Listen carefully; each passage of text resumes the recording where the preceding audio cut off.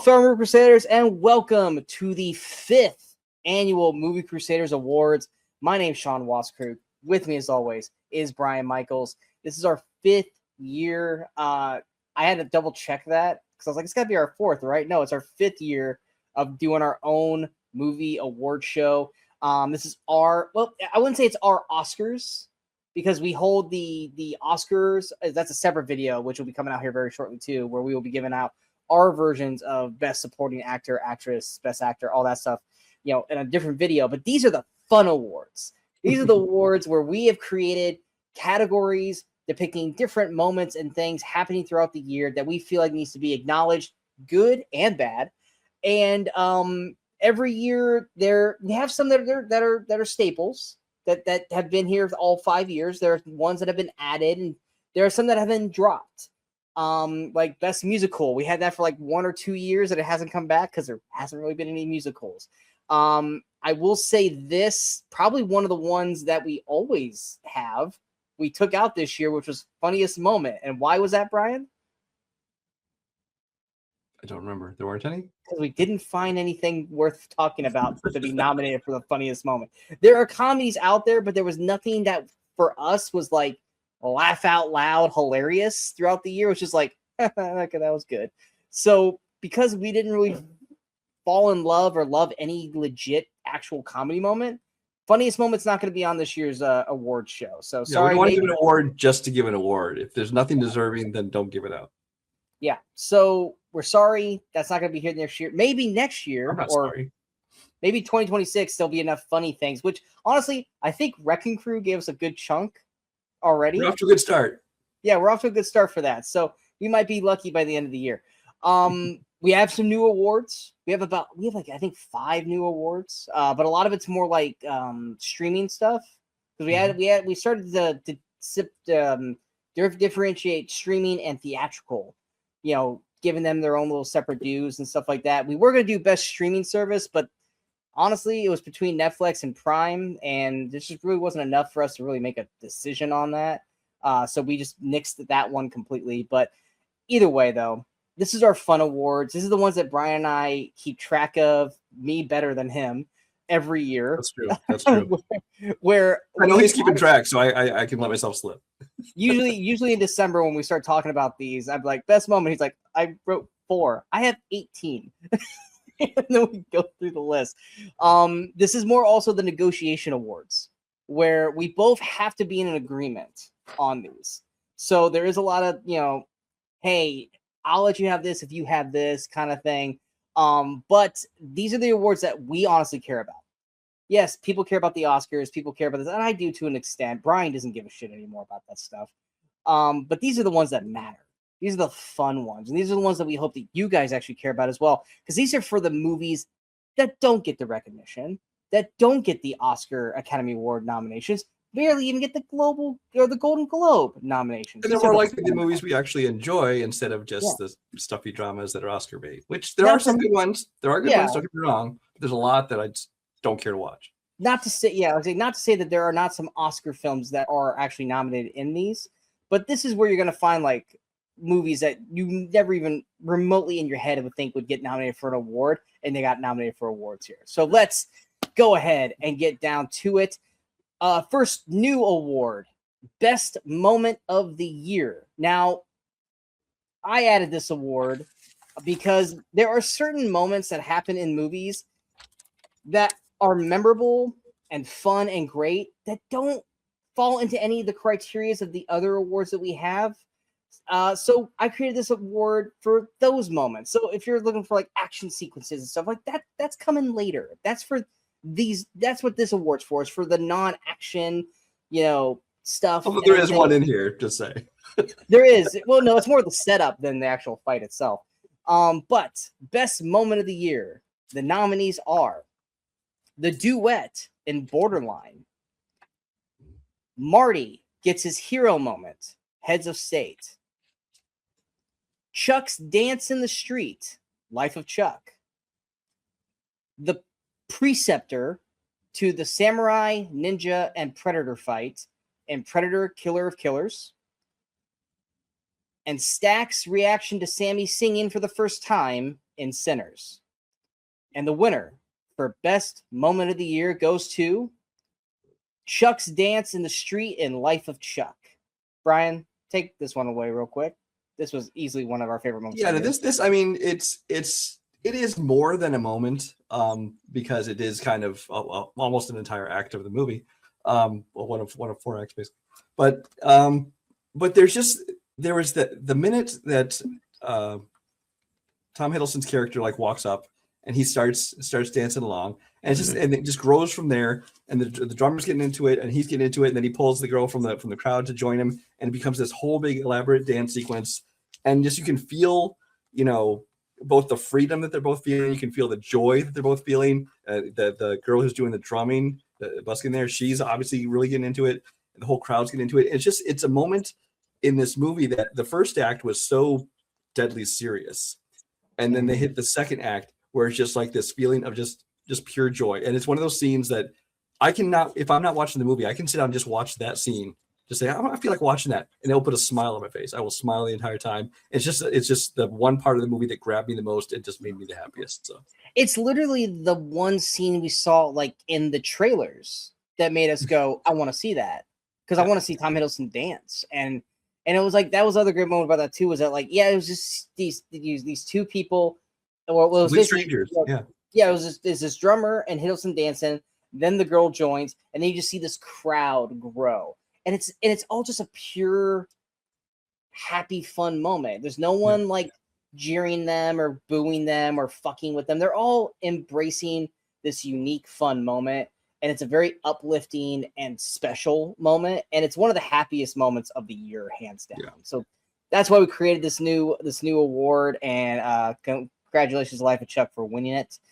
Next is our best opening sequence of the year, aka the Hold On to Your Butts Award. And the nominees are Skyline Falls Apart, Final Destination Bloodlines, Shooting the Movie, Jay Kelly, The Introduction to Huntrix, K-Pop Demon Hunters, The Attack on the Camp, One Battle After Another, and Crypto Saving Superman and Superman. And the winner for best opening sequence of the year, aka the Hold On to Your Butts Award, goes to The Introduction to Huntrix, K-Pop Demon Hunters. Now, if any of you guys who have been following us for the past year, Brian and I have really championed K-Pop Demon Hunters.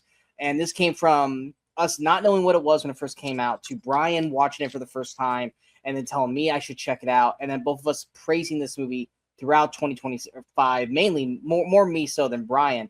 But we are both in an agreement that we are both very hesitant and kind of forced into watching this movie begrudgingly.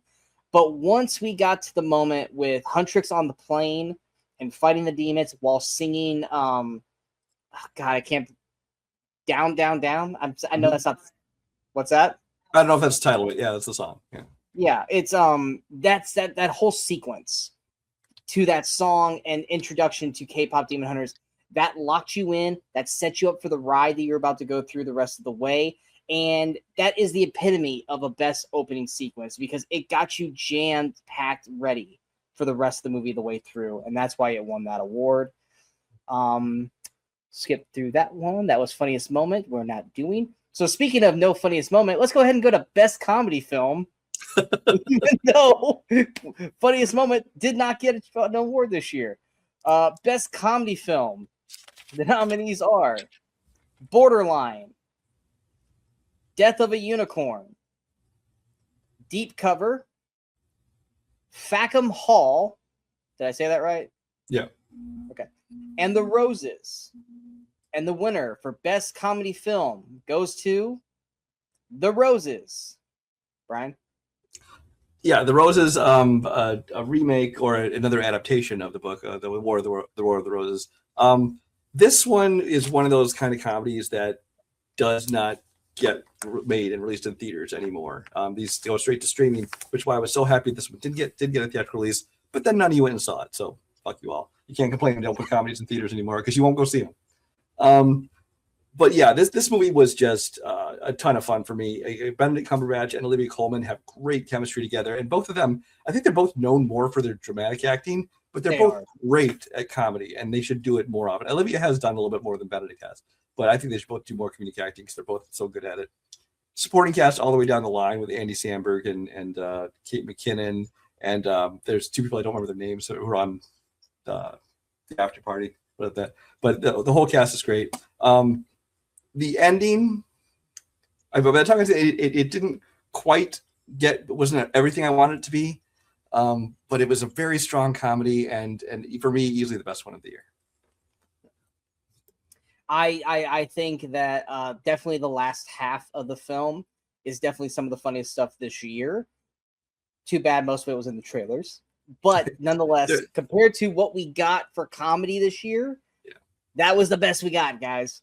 There's a dinner scene that's a great comedic scene, and I will say if these awards that we do nothing else, and this is kind of for all of our shows, honestly, this is kind of our philosophy around here.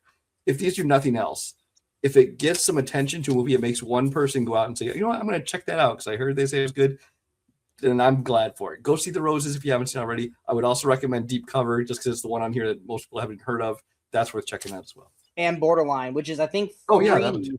Yeah. Borderline is free to watch on Fandango at home, I believe, with ads. Mm-hmm. And Roses, I think, is on Hulu now. Yeah, that is definitely a watch as well for people who really want to see Ray Nicholson and Samara Weaving just tear it up. Our next award, sponsored and brought to you by the 1998 film The Avengers. Biggest what the fuck moment of the year, aka the Furries in the Conference Room Award.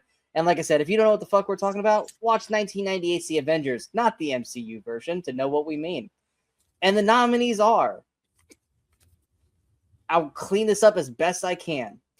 So Much Zombie Dong, 28 years later. Emily and Charity on the Bed. That's all I'm going to say. And Another Simple Favor. Bull getting railed for his love in Fixed.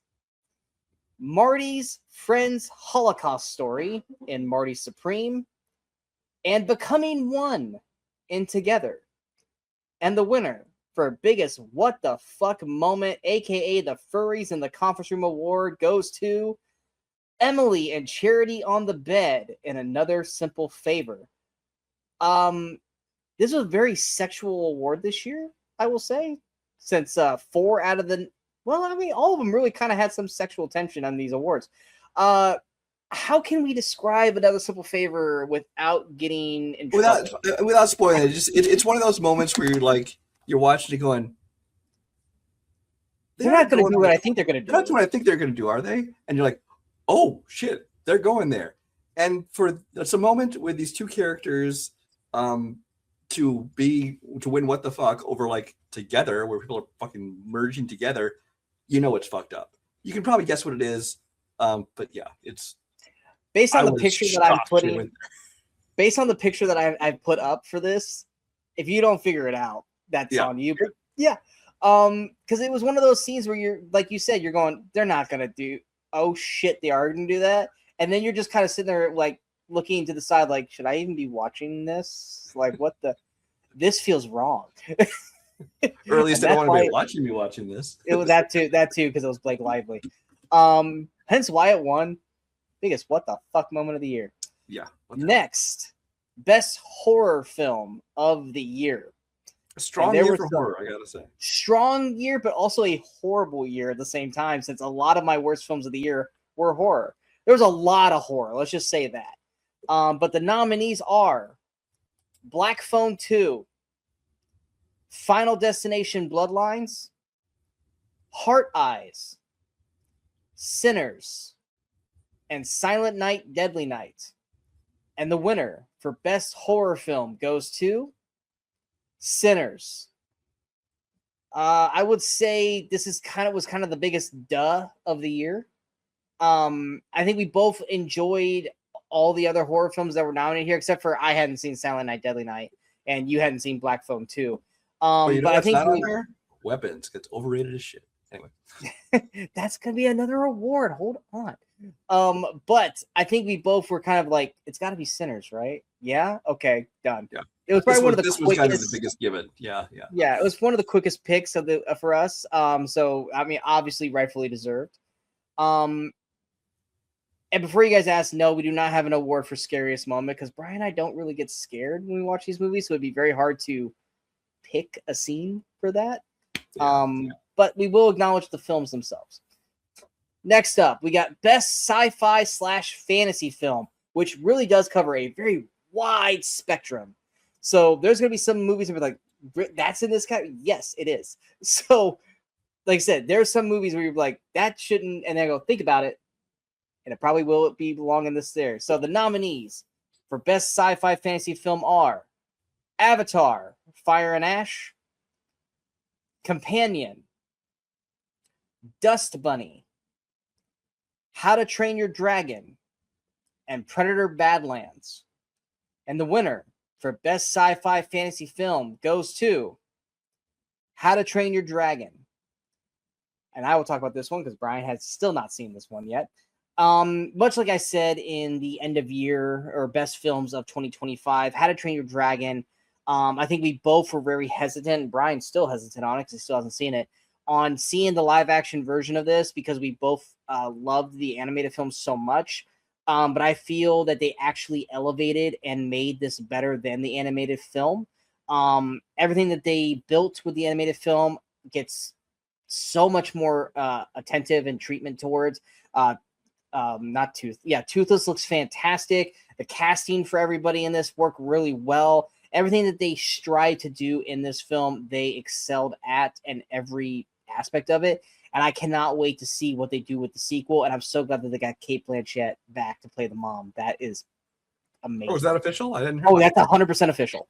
Great. The only one they didn't, the only other big name, they did not get Jaimin Hansu back for the villain. And whoever, what's his name, who Jon Snow voiced? Kit Harington. He's not. Yeah, he's not back. They got Jamie Tart from Ted Lasso. To be, which I'm like, okay, I'm okay with that. Yeah, no, I didn't see this one because I live action remakes of the animated films unless they're like taking a completely different take on it, when they're just like carbon copies for the most part, just don't interest me. That's not to say they're not good. And Sean felt extremely strongly about this one, so I was perfectly fine letting him pick that for the winner for this one. I will though say if I'm going to encourage you to watch one of the movie in here, Dust Bunny needs more attention. Which is why we nominated, because Dust Bunny was definitely one of the most interesting and intriguing films of the year, hands down. Definitely the most underseen of the list, yeah. Yes. Next, we've got Best Action Scene of the year. And the nominees are, I'm going to probably say this wrong and I apologize, the Mang Quan attack on the Sky Transport in Avatar Fire and Ash, Eve takes on the town in Ballerina, the final race in F1, the cabin attack in Havoc, and Dex and Bud infiltrating Wayland's base in Predator Badlands. And the winner for Best Action Scene goes to Eve Takes on the Town in Ballerina. Yes. Ballerina, not from the world of John Wick Ballerina, because that's stupid. It's just called Ballerina. Try. The question for us largely wasn't, is Ballerina going to get nominated here? It's how many spots was Ballerina going to take? And we decided to just give it one because there's a lot of great action scenes in that movie. Obviously put together by the same team, who does the fight choreography for the John Wick movies. That scene where it's basically the last act of the movie where she's taking on the entire fucking town. It just is such a great action scene that just keeps going and going. It's like it keeps raising the sequence from stage to stage to stage. At one point, she's fighting with the ice skates. At one point, she's got the flamethrower out. It's this whole big long sequence that covers so many different types of fighting, whether it be with weapons or hand to hand or guns, whatever. And also just the settings. They move the settings as it moves throughout the town. Some of them are big in open courtyards. Other ones are in very confined spaces. And it just is such a good showcase of action that kind of represents the whole movie. So. Yeah, this and fight scene, we had to make a rule where we are only allowed to pick one scene or fight per movie to be nominated, or it would be pretty much this and Havoc would be all nominated. Because we literally got to the point when we were deciding this, we were like, pick a scene from Ballerina, and it's going to be nominated. And then it came down to, well, fuck, which scene do we pick? Because they're all great. And so it was like, if we have to have that kind of discussion, then we already know who's winning. It's basically going to be that. But yeah, Ballerina did a fantastic job with this choreography. Havoc, which is another big one, also had some really great scenes as well. But Ballerina, this was Ballerina's award to lose, basically. Speaking about that, Best Fight Scene is the next award. And the nominees for Best Fight Scene, a.k.a.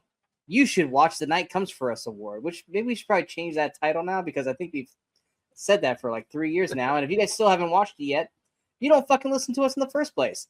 But the nominees are the cabin restaurant fight in Ballerina, Lucas versus the Asian Gang in Fight or Flight, the club attack in Havoc, Hutch versus Goons on a Boat in Nobody 2, and the Thunderbolts meet up in Thunderbolts. And Best Fight, the You Should Watch The Night Comes For Us award winner goes to the cabin restaurants fight scene in Ballerina.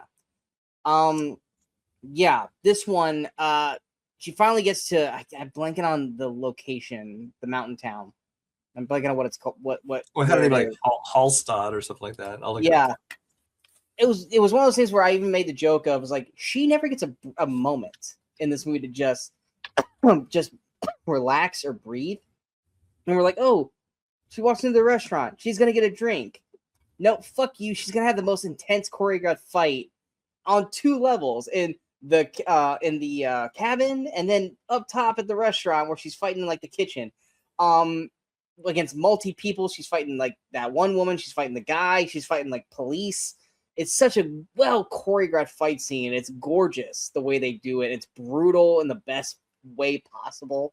So and one of the things that we loved going about this whole movie, but especially apparent, was in this scene, is that the whole thing that where they're like, you know, they're not trying to make her this unstoppable, you know, badass who can kick everybody's ass. They tell her right up, you are going to be the weaker opponent every single time. You're going to be the smaller opponent, I should say.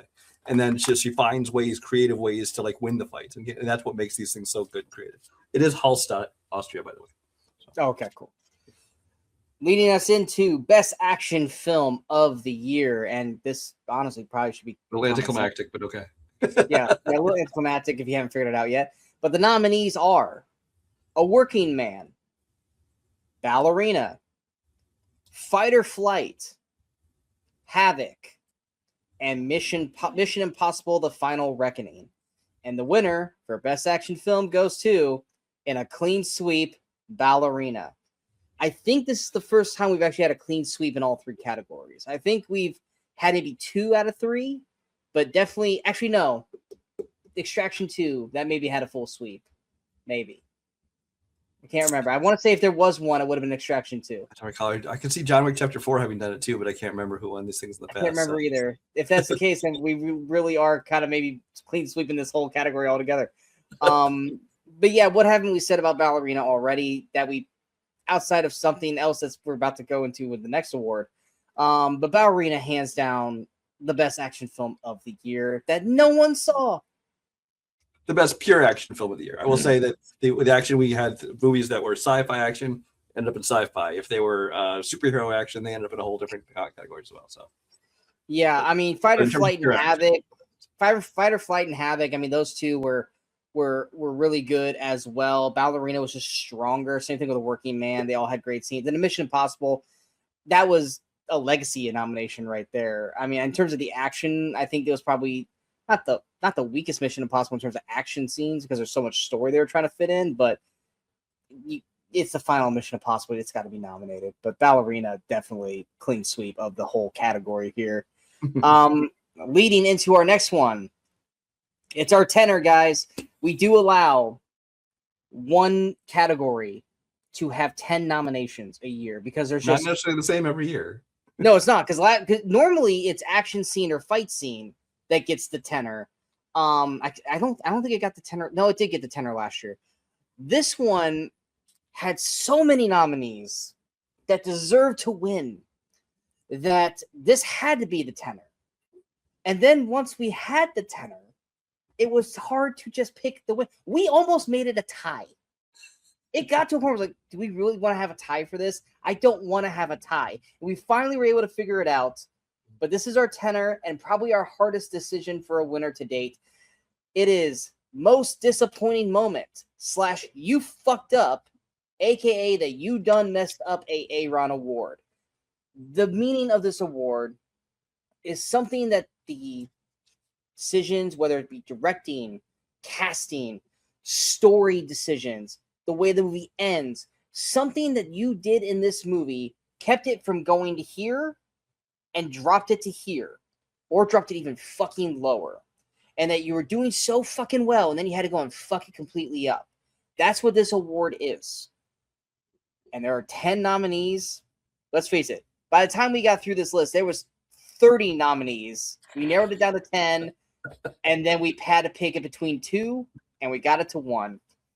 Here are the nominees for most disappointing moment you fucked up award goes to Not Enough Aaron Taylor Johnson in 28 Years Later. The ending or lack thereof of A House of Dynamite. Forcing John Wick into the movie, Ballerina. The ending, Bugonia. The twist in Honey Don't. Allowing Gal Gadot to sing in Snow White. Using shitty CGI for the dwarves in Snow White, our only double nomination of the year. Because it deserves them both. Yeah, it deserves it. The whole fucking movie / Leave It Alone in Spinal Tap 2, The End Continues. The lack of plot for Gladys in Weapons. And the rushing or lack thereof of Wizard of Oz's storyline in Wicked for Good. And the winner for most disappointing moment / you fucked up, the aka you done messed up Aaron award goes to the ending of Bugonia. Am I saying that right? Is it Begonia? Begonia, yeah. Okay. Between this and A House of Dynamite, let's put it this way. This got so intense trying to decide this winner that we have basically, assuming that there's enough nominees, we are now going to give a new award for 2026 for worst ending for a movie in 2026. If there's enough for that to be nominated. If not, then we'll just throw it back into this category. But it's gotten to the point where it's like, this just needs its own category now. House of Dynamite and Begonia, both, it was hard. It was very, very hard to pick the winner, but Begonia ended up winning this whole thing. And Brian was a very strong defender for Begonia. Take it away. Yeah, no, because between the two of them, I think it came down to one of these two is probably going to win. This House of Dynamite was such a great movie. Until it just decided to end, like time was up and we're just going to leave it up to your imagination. And that was super disappointing and frustrating. But Begonia had an ending and it just fucking pissed me off. I left the theater angry because it was just so dumb. You had this movie of great performances, you know, a very intriguing story, a lot of intense conversations, some dramatic scenes. And then as it got towards the end, which, I mean, the fact we're talking about it, if you haven't seen it, I'm sure it's spoiling it for you. But you're like, oh, they aren't going to do this, are they? They aren't. Oh, fuck, they did. And then just like I literally was face palming in the theater. I'm like, oh my god, I cannot believe they're going here with this. And it was just such a stupid ending. And not only just the idea of the ending of what the ending was, but the way it's portrayed, it just looks ridiculously bad. I know Sean agreed with me on that. I just watched it because he was so strongly in nominating this. I had not seen Begonia yet. And I was like, do I need to see it? And he's like, you don't need to see it, but do you want me to go ahead and just spoil the ending for you? I'm like, yeah, sure. And I kind of had a general idea of what the ending was going to be. And so he told it to me, and I'm like, okay. And I was like, you know what? I really should watch it. And as I'm watching it, I'm like, in my head, I'm going, I already know how the ending's going to be because Brian already gave it away. But I kind of was hoping he was wrong or that it wasn't going to be as bad as what he said. And it was, in my brain, worse. Like, I was just like, it can't be that bad. And then I watched it, and then I got to the end, and then I got to the actual end, and I was skipping ahead because I was hating what I was seeing. was like, you actually made me hit the skip button, like skip 10 seconds over and over and over and over again. Yeah, like we were both very upset with the House of Dynamite, but good God, Begonia made me skip. And I've never had a movie make me skip to the end to fast forward the ending because I hated it that much. And this movie's got nominated for Best Picture. So apparently we're the only two who thought this ending sucked. But you said no, that's not true. Everyone hated the ending. Or was that House of Dynamite? Or is that House of Dynamite that we're talking about? Well, I think House of Dynamite. I think almost everyone I've seen hated the fact that it didn't have an ending. Begonia, there's a lot of people who do like it as well. Who those people don't talk to me about movies because we clearly do not agree on taste. I think the movie peaked, or the best last moment of Begonia was the explosion, and that's all I'm going to say. That was probably the last best part of the movie, and then everything after that was. Yeah, it was right after that we were like, oh no, they're doing this. Yeah. So yes, leading into that, we now go to most overrated, aka the Napoleon Dynamite Award. If you guys think that is a plus, it's not. It's a major negative. This goes to the most overrated film of the year for people who think these movies are great, and they aren't. And the nominees are Fantastic Four: The First Steps, The Naked Gun, Wake Up Dead Man: A Knives Out Mystery, Warfare, and Weapons. And the winner for most overrated, aka the Napoleon Dynamite Award, goes to Wake Up Dead Man: A Knives Out Mystery. You guys know how annoyed I was with this film. It's and a lot of people are praising this movie. They think it's the best Knives Out, and I was like, if you think this is the best Knives Out movie, then you guys didn't like the first two Knives Out films, because this is the least Knives Out of any of the first two films. And Brian and I are both in agreement. There's one aspect of this film that's missing that the first two had that were great. And what was that, Brian? Some sense of humor and fun. Yeah, it was just not fun. Everyone's praising this one, saying like they think it's the best one. I think it's easily the weakest one. Not only the least humor, I think it has the least interesting cast. I think it has the least interesting mystery. The actual story of it, I don't think it's that interesting. They largely sideline Benoit Blanc, especially in the big climactic finale. They decide, no, you just sit down. We're just going to do it this other way instead. And so it like kind of sapped everything we loved about the first two Knives Out is all missing from this one. And I get maybe he wanted to do something different, but that doesn't change the fact that it was disappointing, which I'm okay with things being disappointing. But then when people still praise it as being so great, that's when it becomes overrated for me. Yeah, it's not even that it was the most uninteresting cast around Benoit Blanc. It's just that they didn't even utilize the cast to even their minimal potential in this movie. That's the whole greatness about the Knives Out film, is that besides Benoit Blanc, you have this great cast of characters and how they're woven together. And with this one, they were just like, yeah, they're over here. They don't really fucking matter, and we'll bring them in, but you really don't need them for this entire film. And that's what it felt like. The only positive outside of Daniel Craig in this movie was probably Josh O'Connor's performance, and even Josh Brolin's performance to an extent is good. But everything that you could have done wrong in a Knives Out film, this one did. But everyone seems to enjoy it. I don't understand it. And to be clear, we aren't saying these are not our worst movies of the year. These are some of these movies we actually enjoyed to some extent. It's just they're like just getting overpraised. Yeah. Our next award is the best comic book film, aka the Martin Scorsese Award. And the nominees are Captain America: Brave New World, Fantastic Four: The First Steps, Red Sonja, Superman, and the Thunderbolts, aka the New Avengers. And I'm sorry that I had to add that. We're not calling it that. We're not calling it that. It's the Thunderbolts. And the winner for best comic book film, aka the Martin Scorsese Award, goes to Superman. This was also probably one of the easiest decisions for a winner this year. Because everything outside of maybe Thunderbolts was a complete disappointment with how they performed. And to be clear, we don't think Red Sonja was good. There just wasn't another fifth comic book movie to put in there. Yeah, we were like, is there a fifth comic book film? Well, Red Sonja, technically, I'm like, all right, I guess we need a fifth one in there somewhere, so fine. yeah, Captain America was a disappointment. Fantastic Four was a disappointment. Thunderbolts was good.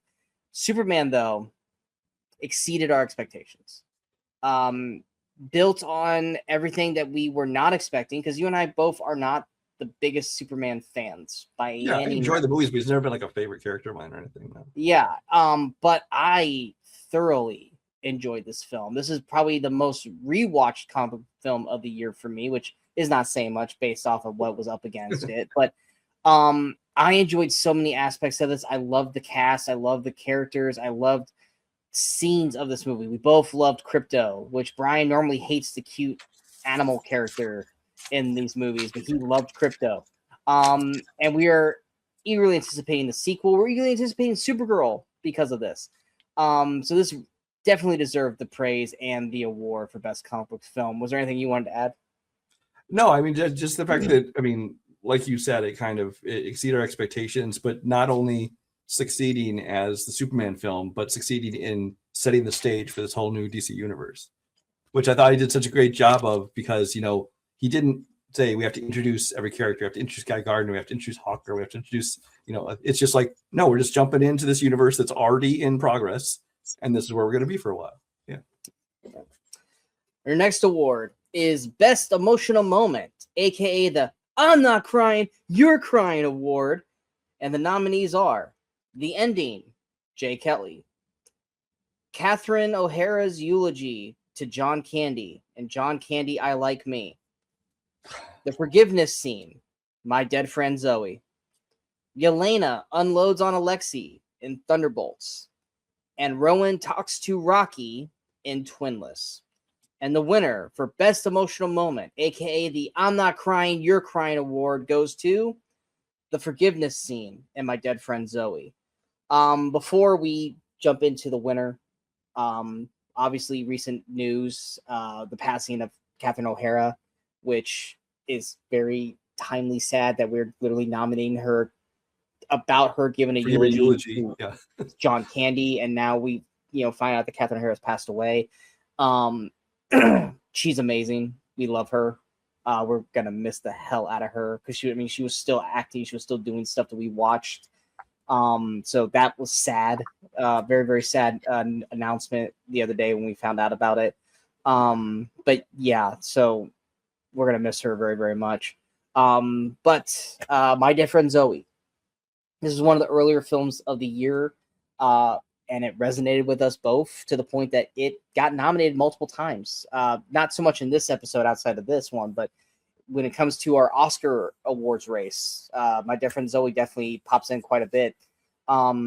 This Forgiveness scene I thought was a very, very strong scene, especially if you guys had seen the movie, which I feel like this is one of those movies that probably flew under the radar for so many people. But this was the climax of the movie, and Shaniqua Martin Green and Natalie Morales knock this out of the park, and they do such a good job throughout the whole film to build up to this moment. And when we finally got this just deserved moment, the emotions were on an absolute high, and it was an incredibly well acted scene. Yeah, I disagree with everything you said. I got nothing to add. Yeah. Anything for Catherine O'Hara real quick before we move forward? No, it's I was just looking over, because usually whenever someone dies, whenever someone passes away, I usually will kind of look and like watch one or two of their films at least. Sometimes do a whole marathon just to kind of in remembrance of them or whatever.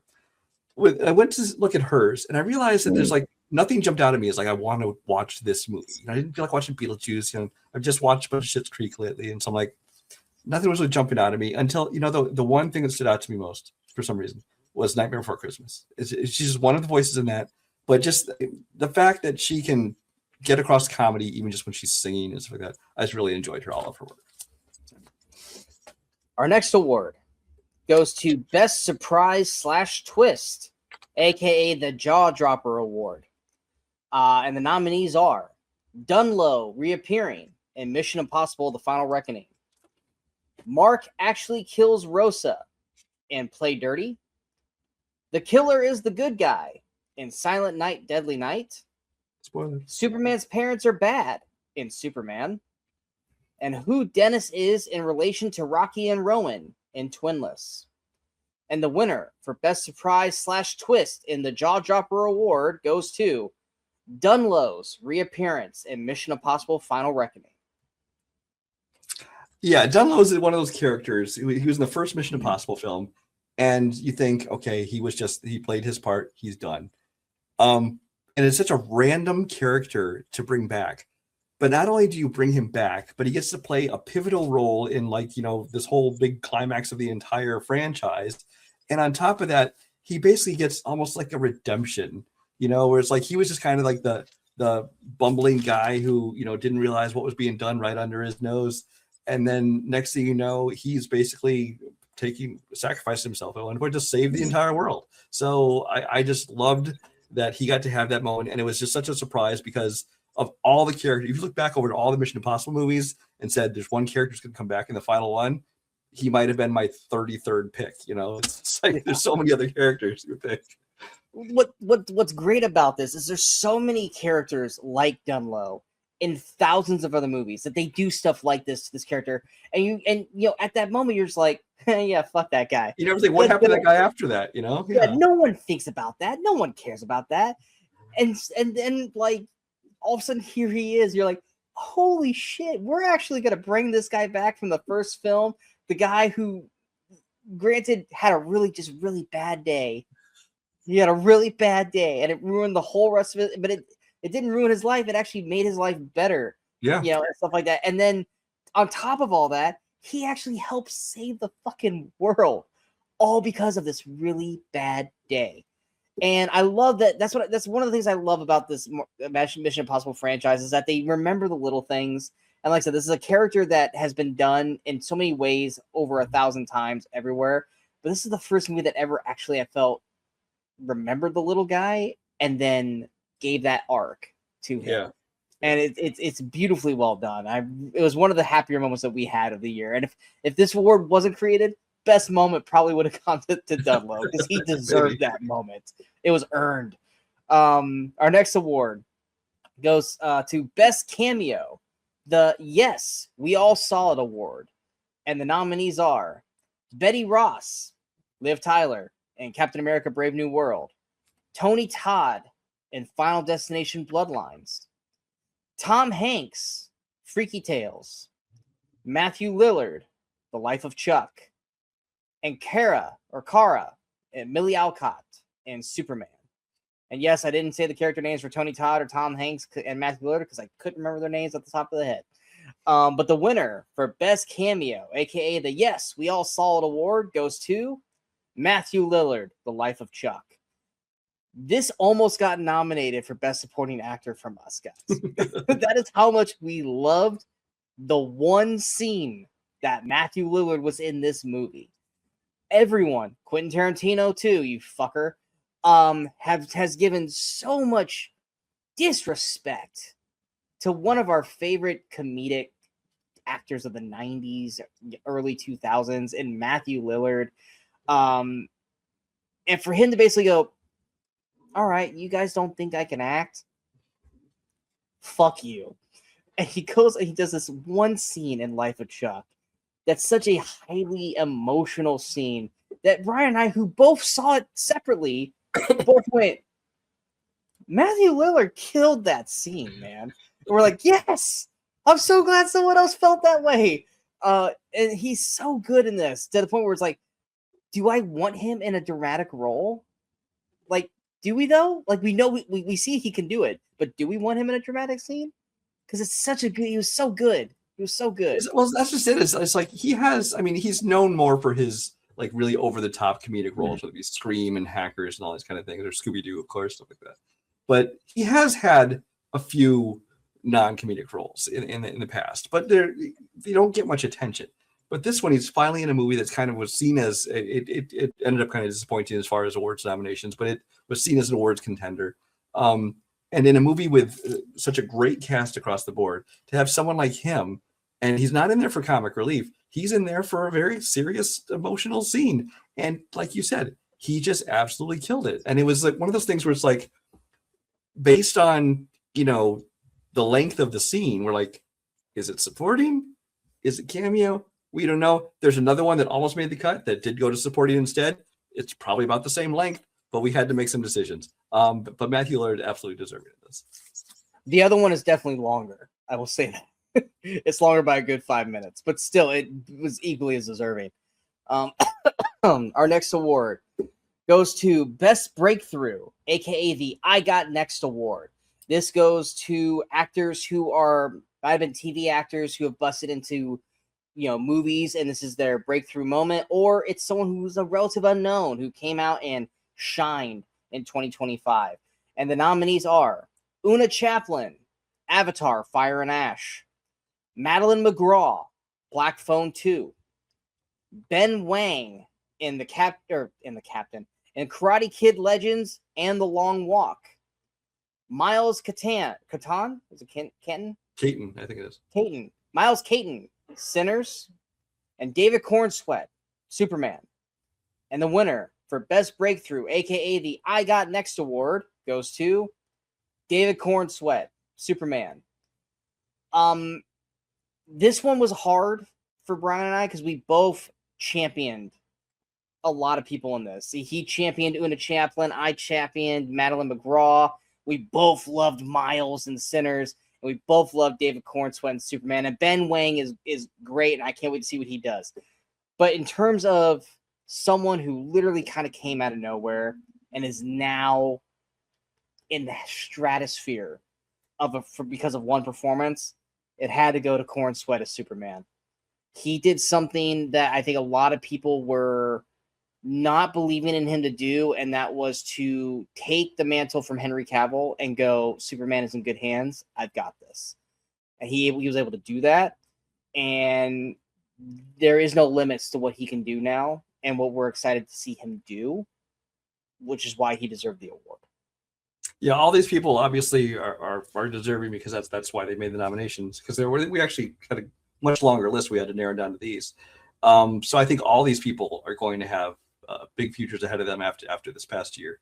But I think that David Cornsweet was just the one that kind of stood out because, he's somebody who had been in some things like Twisters and stuff in small roles where you probably didn't even notice him unless you knew who he was. But now he not only broke out in a really good role, but he was the lead of a major movie, which is the start of a major franchise. Clearly, he's going to be continuing that, and I'm sure he'll also get other roles in other films as a result of his newfound, success and popularity. So I think just while everyone definitely had performances that make them deserve to break out, this is the one that is the biggest breakout in 1 year. Just boom, he hit the scene. Our next award goes to Best Villain, and the nominees are Varang, played by Una Chaplin in Avatar, Fire and Ash; Paul, played by Ray Nicholson in Borderline; Tucker, played by Jai Courtney in Dangerous Animals; Remick, played by Jack O'Connell in Sinners; and Colonel Stephen J. Lockjaw, played by Sean Penn in One Battle After Another. And the winner for Best Villain goes to Remick, played by Jack O'Connell in Sinners. This was another tough one. I think we enjoyed all these villains in different ways and aspects in terms of the performance or the dialogue or just in pure enjoyment when it came to Ray Nicholson's Paul and Borderline. But when it comes down to villain and stuff, we both were kind of in agreement that Remick in Sinners not only had humor and reasonings and just scariness in terms of like, oh shit.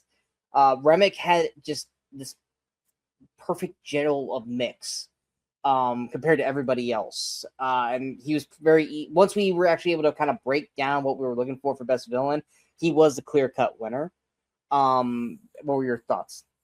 Yeah, I was a real strong supporter of Varang for this award. But as we were talking it over and narrowing things down, Sean pointed out, and correctly so, that she is a great villain. But the problem is, especially by the time you hit the last act, she's just kind of a co-villain. It's almost like Stephen Lang's Quaritch kind of takes center stage, and she's still there, but her role has been diminished. So that's why she missed out for me. But O'Connell, obviously, through the whole movie, he is the primary villain. And the thing is, he's one of those villains that, especially early on, even before you know he's a vampire, he's got a charm to him.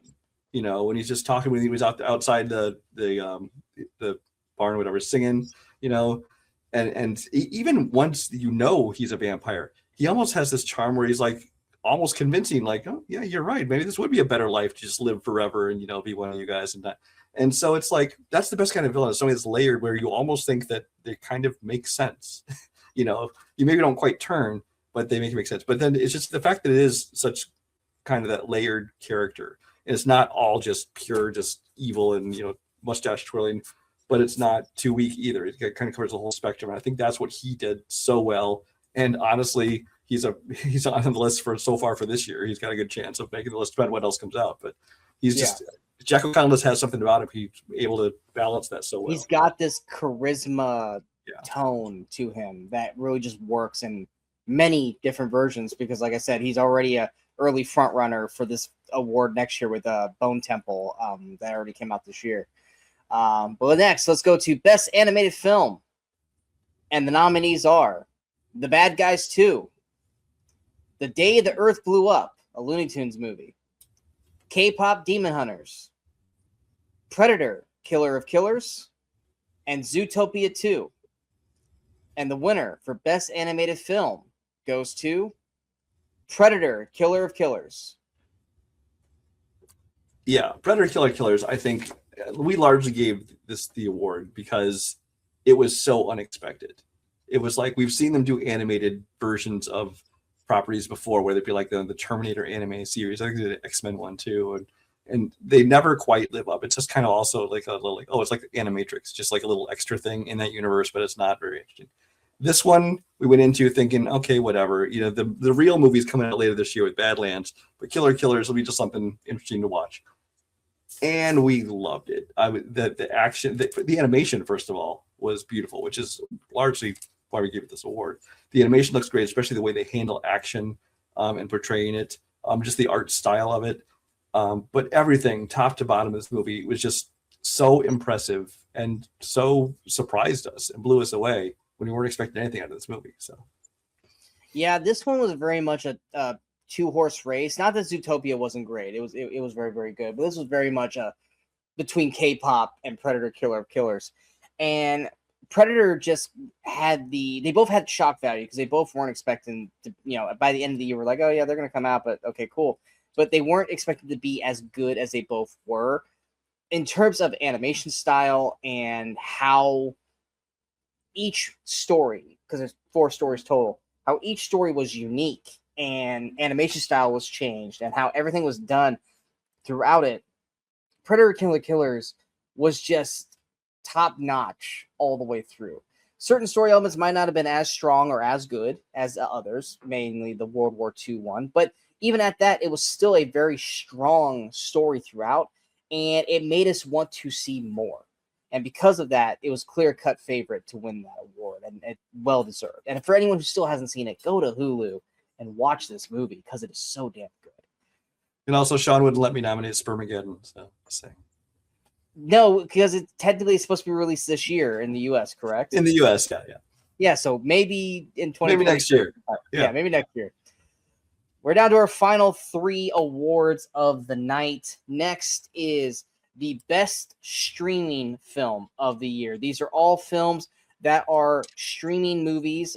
They were not, and this is where Brian and I kind of got into a little bit of a minor argument, was these are movies that were released on streaming technically only, and not where like Apple, where it was released in theaters and then dropped on streaming like F1 and situations like that. So these are movies that were released same day in streaming.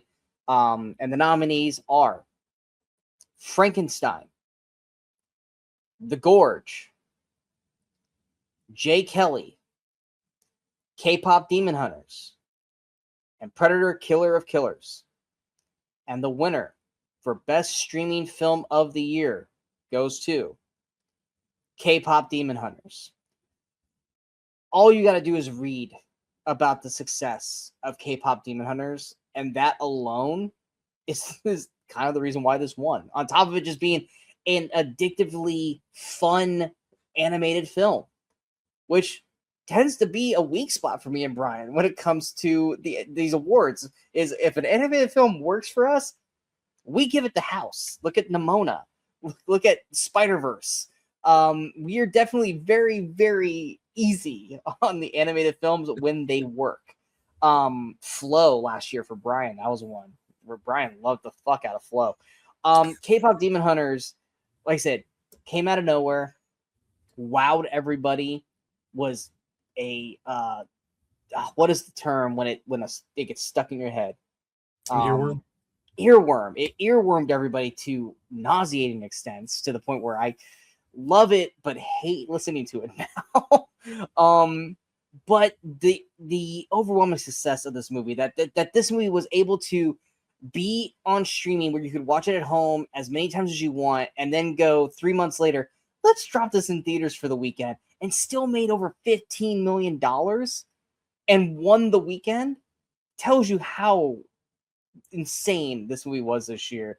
And while we love, the other 4 nominees, this movie was easily the best streaming film of the year, hands down. Yeah, just to clarify that there were several movies he listed, like Jay Kelly, Frankenstein, even K-pop Demon Hunters, got like a week, maybe 2 weeks theatrical release before they hit streaming. But that was just a award qualifying thing. And then, like you said, later on, they actually put K-pop in a wider release for things. But they were essentially streaming movies. We were just talking to ones that did not get a full release, like F1 did a full-length release. So just to clarify that. As far as this award, yeah, K-pop Demon Hunters, you may be curious how it lost to Killer of Killers for animated film, but it won here. I think for Killer of Killers, I think that the animation, especially the way they did action, I think was one of the strongest things about that movie, which gave it the tip in that category. K-pop Demon Hunters, I think, is kind of more of a complete package, because besides the great animation you have, besides a really good story you have, besides the great music, which is obviously the big centerpiece of the whole thing, it just kind of brought everything together, and it deserved this award. Next, best theatrical experience. Not best theatrical film, but experience, meaning best elaborate a little bit more for me on its. Well, it's exactly what it's telling. It's experience of watching a movie in a theater. Because, I mean, for example, when I first saw the South Park movie or American Pie or something about Mary in the theaters, if we're talking about comedies, it's just the whole crowd is laughing, you're into it. It's just that enhanced experience so much more. If you're watching Avengers Infinity War, in the final scene of that, where everybody gets snapped and it's like the whole crowd is just like in a hush, and things like that, where it's just the actual experience of watching it in a theater with a crowd of other people it brings more to it than just if you're watching the movie at home. Yes, the experience of it could just be the scope of it, whatever. Yeah, it's like Endgame with the on your left. It has it's great. It's a great film and it's a great scene, but did watching it on your couch at home on the TV or even on your phone or laptop hit just as well as sitting in the theater with hundreds of people experiencing that moment for the very first time? And these 5 movies are the epitome of these were must watches in a theater, not at home.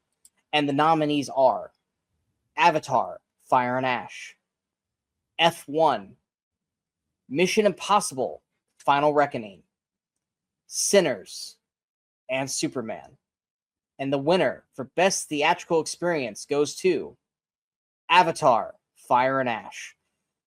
Avatar is at least for the last decade and a half, is the epitome of a theatrical experience.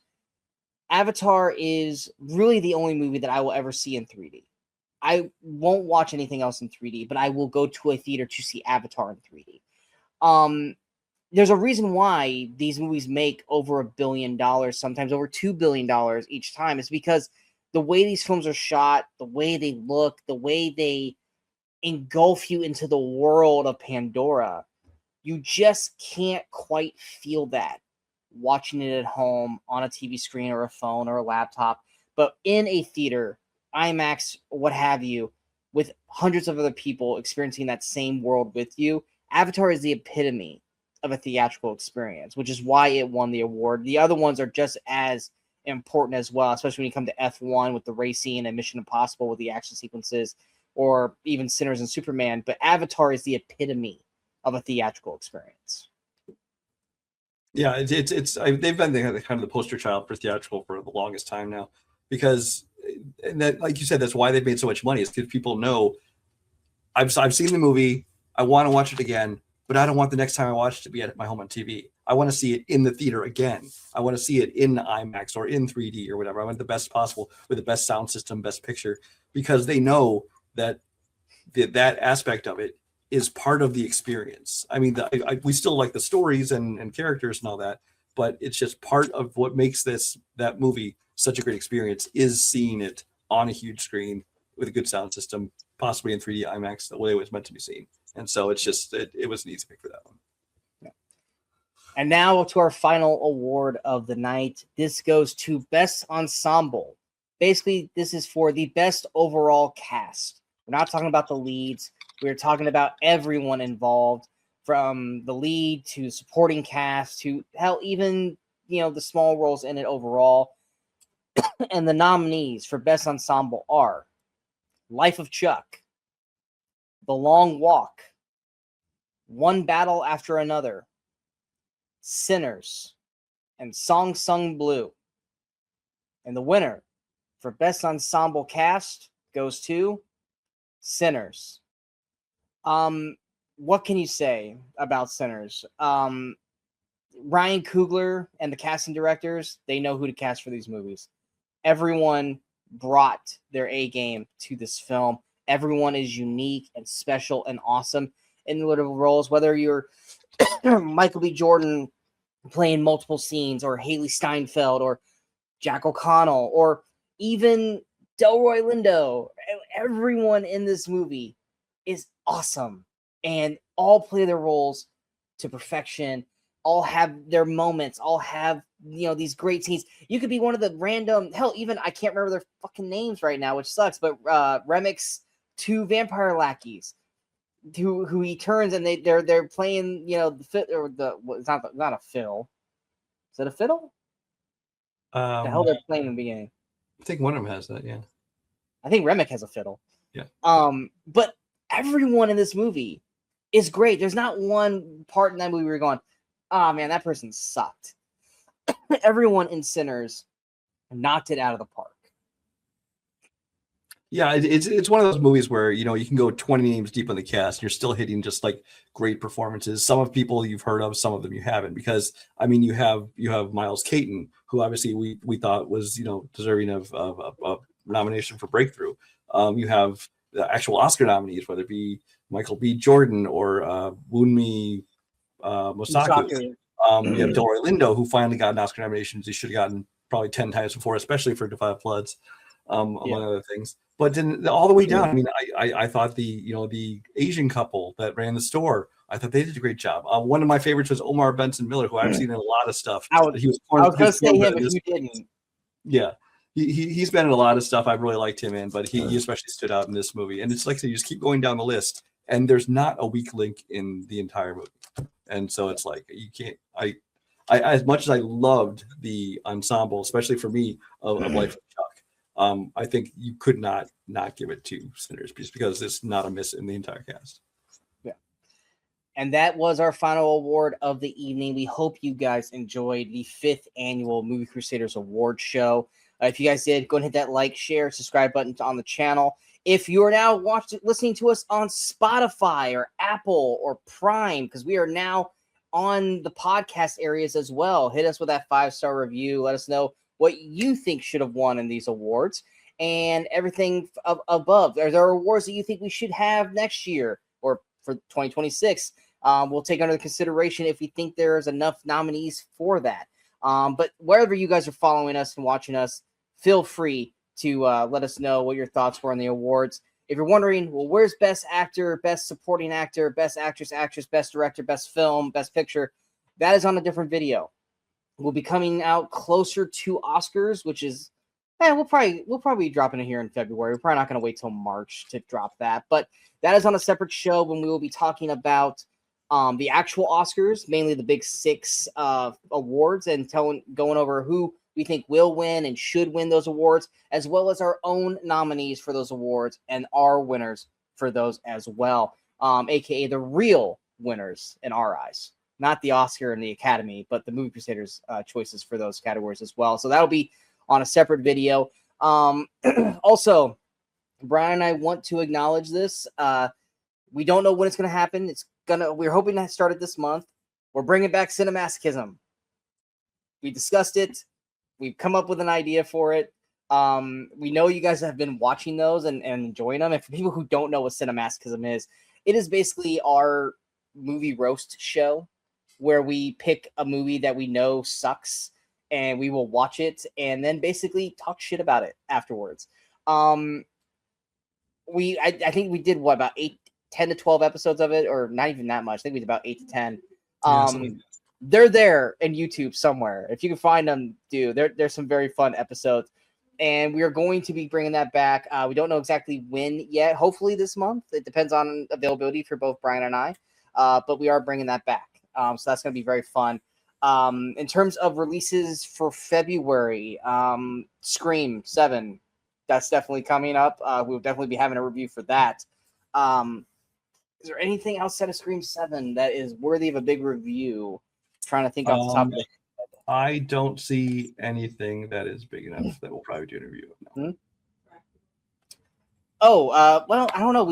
I don't know if we're gonna do a review for Dracula or not, because I mean it does come out in 2026, but Brian and I mean, no, we might do a review for Dracula. I'm not sure. Kimberly mentioned Dracula. So, Scream 7 though, definitely we'll have a review for that, and we will have something on the channel because we talk about Scream way too much to not talk about Scream 7, and whether it's good or bad, you will find out from us here.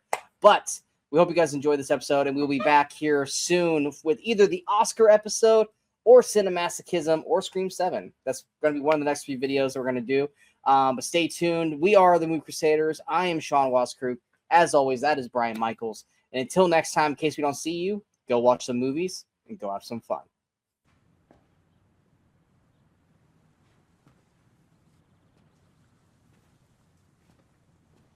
You're still here. It's over. Go home.